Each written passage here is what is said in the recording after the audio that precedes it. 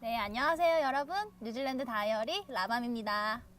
네, 드디어 저희 뉴질랜드 다이어리가 구독자 100명을 넘었습니다. 너무너무 감사드려요. 정말 여러분들의 그 구독 버튼 하나하나가 모이지 않았으면 이런 100명이라는 결과가 이렇게 빨리 오지 않았을 것 같습니다. 정말 다시 한번 진심으로 감사드립니다. 열심히 한번 제가 할 수 있는 한 최대한 유용하도록 정보가 되거나 공감이 되거나 응원이 되는 그런 영상들을 꾸준히 만들어 볼 테니까요. 앞으로도 기대 많이 해주시고 언제든 피드백이나 궁금하신 거 있으시면 알려주세요. 그래서 오늘은 구독자 100명 기념으로 제가 Q&A를 준비했습니다. 뉴질랜드 다이어리 구독자 Q&A, 뉴질랜드에 관한 11가지 질문 시작해 보겠습니다. 오늘 바람이 상당히 많이 부네요. 1번, 뉴질랜드에서 밥 해먹는 문화. 키위들이 어디서 어떻게 사다가 뭐를 자주 해먹는지. 기본적으로는 어떤 평범한 서양 문화를 따르고 있어요. 그래서 음식 문화도 영국 문화, 유럽 문화에 가장 가까울 것 같아요. 그래서 가장 많이 먹는 거 역시 빵이죠. 주식은 빵이랑 고기, 야채, 스테이크에다가 빵이랑 데운 야채 같은 거나 감자도 굉장히 많이 먹기 때문에 으깬 감자나 튀긴 감자, 감자튀김, 오븐에 구운 감자 등 감자 요리도 굉장히 많고요. 우리가 흔하게 먹는 피자, 파스타, 햄버거 역시 많이 먹고요. 우리하고 조금 다르다 싶은 거는 디저트를 웬만하면 꼭 먹는다는 것 같아요. 디저트 문화가 있어서 아이스크림이나 케이크나 요거트나 캠핑장에서 그냥 캠핑할 때도 디저트를 빼먹지 않고 꼭 챙겨서 먹더라고요. 간단하게라도. 그래서 신기했어요. 그리고 또 되게 건강하다고 생각하는 게 유제품. 그래서 치즈, 요거트, 우유 그런 거 많이 먹습니다. 근데 또 유제품 알러지 있는 사람들도 은근히 많아서 여기도 두유도 있고 아몬드 밀크라 해서 아몬드로 만든 아몬드 밀크, 그다음에 쌀로 만든 라이스 밀크 이런 대한 유제품의 대용품도 다양한 편이에요. 또 특이한 건 아침이랑 점심은 간단히 먹는 편이고 저녁만 거하게 챙겨 먹는다는 점인데요. 그러니까 아침은 그냥 시리얼이나 토스트나 계란 이런 걸로 간단히 먹고 점심도 그냥 커피 한 잔에 머핀 하나, 스콘 하나, 아니면 조그만 케이크 한 조각, 아니면 작은 샌드위치 한 조각. 그렇지만 이제 저녁은 집에 가서 에피타이저부터 샐러드, 그다음에 고기, 그다음에 탄수화물이 있어야 되니까 빵이나 감자, 디저트까지 이렇게 챙겨 먹는 것 같아요. 그리고 이제 뉴질랜드에도 점점 글로벌 바람이 불고 있기 때문에 워낙 이민자가 많기 때문에 아시안 음식도 은근히 많이 먹습니다. 그래서 밥 종류도 많이 먹고 국수나 만두 이런 것도 많이 먹어요. 그래서 일본식, 인도식 커리, 그다음에 중국식 볶음밥, 만두, 그다음에 동남아 쌀국수, 그다음에 일식 김초밥 굉장히 흔해요. 집에서 만들어 먹는 사람들도 있고 그렇기 때문에 그 아시안 푸드를 만들 수 있는 식재료도 현지 마트에서 쉽게 구할 수 있는 편이에요. 무, 배추, 두부, 부추, 숙주나물, 중국 만두, 쌀국수, 그다음에 라이스페이퍼, 김, 그다음에 미소 된장 다 팔아요. 현지 마트에서도. 물론 현지 식재료보다 비싸다는 게 문제긴 하죠. 식재료는 대부분 대형마트에서 사다 먹고요. 한국처럼 시장이나 이런 게 거의 없습니다. 그나마 시장이라고 할 수 있을 만한 게 일주일에 한 번씩 상설 시장으로 열리는 파머스 마켓이라고 하는데 한국으로 치면 농산물 직거래 장터 정도 될까요? 근데 한국처럼 이렇게 큰 규모를 절대 생각하시면 안 되고요. 뉴질랜드는 인구가 적기 때문에 좀 상거래 규모 자체가 워낙 작아요. 그래서 그 정도가 시장의 거의 전부라고 보면 될 것 같고요. 질문 2번. 저렇게 사 먹는데 얼마나 들고 물값, 전기값, 세금, 렌트 등등 생활비가 어떤지.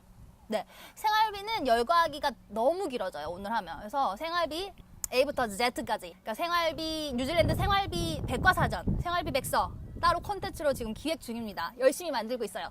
조금만 기다려주세요. 3번. 집 환경은 어떤지, 집 주변에 어떤 게 있는지, 도심에 나가면 어떤 게 있는지. 그러니까 뉴질랜드는 섬나라여서 자원 자체도 굉장히 귀하고요. 인건비가 워낙 비싸기 때문에 뭐든지 오래된 것이 굉장히 많습니다. 집 역시 그런 것 중에 하나고요. 그래서 100년 된 집도 흔하게 볼 수 있고, 제가 지금 살고 있는 저희 집 역시 1940년대에 지어진 집이에요. 이게 되게 오래된 것 같죠? 굉장히 흔해요. 40년대, 50년대 지어진 집 너무 많습니다. 그러니까 물론 이민자들이 계속 유입되고 있기 때문에 뭐 도시 주변에 새로 개발되는 택지들도 많아서 새 집도 많이 짓고 있긴 한데요.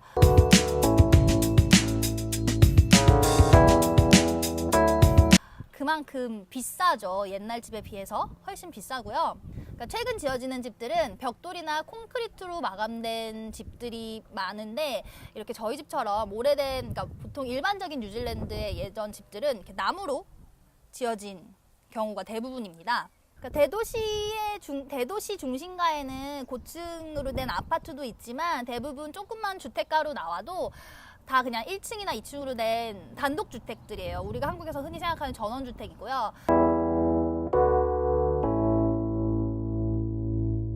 잔디밭이 앞뒤로 좀 있고, 그 다음에 이제 차 주차할 수 있거나 창고로 쓸 수 있는 게러지, 차고가 한두 개 있는 집들이 대부분입니다. 살면서 느끼는 뉴질랜드 집들의 가장 큰 특징은 추워요. 이상하게 추워요. 집 밖보다 집 안이 더 추워요.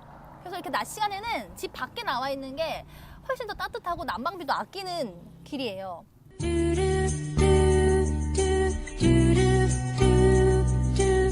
그리고 또 한국이랑 다른 게 있다면 바닥이죠. 바닥이 가장 큰 차이겠네요. 여기는 카페트가 제일 많아요. 이유는 이제 한국처럼 바닥 난방을 하는 보일러 시스템이 아니기 때문에 바닥에서 냉기가 올라오죠. 바닥이 차갑습니다. 그렇기 때문에 따뜻하게 이제 보온을 하기 위해서 카페트를 깔 수밖에 없고요. 근데 카페트가 어쨌든 먼지도 많이 나고 세탁이 힘드니까 여기 사람들도 좀 비위생적이라고 생각하는 사람들이 있어요. 이제 그런 경우에는 이제 그 다음에 선택하는 옵션은 나무 마룻바닥이에요. 근데 그 마룻바닥은 설치비도 비싸고 춥죠, 단점은. 네, 그리고 집 주변에는 뭐가 있나요? 네, 집 주변에는 옆집이 있죠. 옆집, 앞집, 뒷집이 있습니다. 그러니까 주택가는 그냥 집들 있고, 학교 있고, 뭐 놀이터 있고, 공원 있고, 그 다음에 뉴질랜드 섬나라다 보니까 바닷가가 가까이 있는 동네도 많고, 도서관 있고, 은행도 있고, 뭐 그렇습니다. 그냥 주택가예요. 근데 산책로가 여기저기 잘 돼 있다는 거 정도? 그게 좀 다르려나요? 도심은 정말 한국이랑 비슷해요. 뭐 한국만큼 많지는 않지만 여기도 완전 시티 중심에 가면 높은 건물들 있고요. 뭐 다국적 기업들 들어와 있고, 회사들 있고, 대중교통, 버스, 기차 다니고, 술집, 뭐 상점가, 백화점, 옷가게, 네, 그런 뭐 중심 번화한 지역이 있죠. 술집들 있고, 네. 근데 아무리 시티 중심이어도 잔디밭은 정말 흔하게 봅니다. 녹지는 많은 편이에요. 한국에 비하면. 여기저기 잔디밭은 그냥 세고 셌어요. 아무리 시티 중심이어도. 네, 네 번째 질문. 애들은 하원하고 어떻게들 놀고 지내는지, 어른들은 여가로 뭘 하고 지내는지. 애들 하원이 대부분 3시면 끝나거든요. 공립학교나 유치원이 3시면 같이 딱 끝나기 때문에. 3시면 아이들이 끝나고, 여기 애들 또 일찍 자요. 대부분 8시면 잡니다. 그래서 오후 시간이 그렇게 길지 않아요. 기껏해야 5시간 남짓 있는 거죠. 그래서 그 오후 시간이 되게 빨리 지나가요. 그래서 딱히 뭘 많이 한다라고 느끼기에는 그냥 후딱후딱 지나가는 것 같고, 사교육 문화는 여기는 예체능이 거의 전부라고 보시면 돼요. 공부하는 사교육은 제가 본 적이 거의 없어요. 오클랜드에 있을 때 뭐 아는 한국분이 한글 가르친다고 이제 선생님 불러서 가정 방문해서 한글 가르치는 거 한 번 본 적 말고는 뭐 키위들이든 한국 사람이든 공부하는 사교육은 한 번도 본 적이 없습니다. 아직까지는 저희 아이들이 어리기 때문에. 그래서 일반적으로 하는 사교육은 예체능인데, 예체능이라고 해봤자 일주일에 한두 가지 할까? 그리고 한 번 할 때 30분에서 길어야 1시간이에요. 그리고 그마저도 예체능도 안 하는 애들도 사실 굉장히 많아요. 자유시간에는 그냥 놉니다. 집에서 형제 자매끼리 놀고, 친구 불러다가 놀고, 친구네 가서 놀고, 놀이터 가서 놀고, 또 어디서 노나요? 바닷가 가서 놀고. 그리고 좀 큰 애들은 스케이트나 스쿠터 많이 타요. 그러니까 여기는 완전 시골에 가더라도 이렇게 스케이트 탈 수 있는 램프 있잖아요. 이렇게 슉 이렇게 생긴 거, 막 묘기 부리고 그러는 거, 미국 드라마 같은 데서 보면, 막 호주 드라마 이런 데 보면 청소년들 막 타는 거, 그런 게 시골에도 다 있어요. 그러니까 여기 애들은 되게 스케이트나 스쿠터로 이렇게 막 점프하고 묘기 부리는 그런 거를 좋아해서 그게 많은 건지 그게 많아서 어쩔 수 없이 그걸 잘하게 되고 좋아하는 건지 모르겠는데, 그러니까 도서관에서 제공하는 프로그램 같은 것도 잘 되어 있는 편이라 가끔 방과 후에 도서관 프로그램에 참여할 때도 있고요. 전체적으로 아이들이 바쁘지가 않아요. 자유시간 동안 그냥 자유롭게 놉니다. 말 그대로 자유시간. 자기 좋아하는 거 할 것 같아요. 책 좋아하는 애들은 책 읽고, 게임만 좋아하는 애들은 게임하고, 어울려 놀러 다니는 애들은 놀러 다니고 그럴 것 같은데요. 어른들 여가 시간에는 뭐 하느냐? 어른들도 아이들처럼 예체능을 많이 해요. 특히 체육, 운동. 어느 지역이나 그 운동 클럽 같은 게 다 있어요. 축구, 농구, 럭비, 크리켓, 골프, 뭐 헬스 클럽도 웬만한 동네에 다 하나씩은 있고, 요가, 줌바 댄스, 필라테스, 수영, 철인 3종 경기, 등산. 굉장히 다양한 스포츠를 많이 하고요.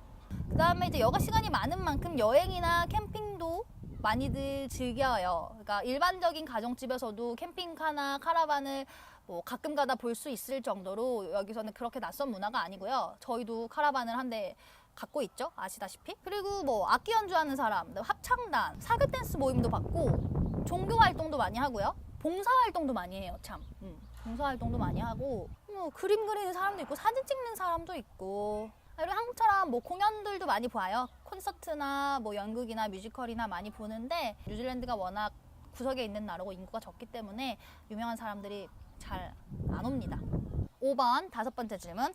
애들 어릴 때 맡길 육아 도우미 지원 제도 같은 게 있는지, 특히 부모 둘 다 일하고 있을 때. 네. 정부에서 지원하는 육아 도우미 제도는 제가 한 번도 들어본 적이 없고요. 여기서 이제 부모 둘 다 일할 경우에는 옵션이 세 가지인 것 같아요.